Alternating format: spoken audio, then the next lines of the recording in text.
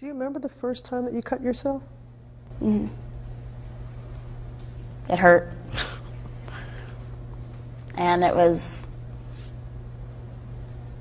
I mean, I didn't even understand it when I was doing it. I was 11.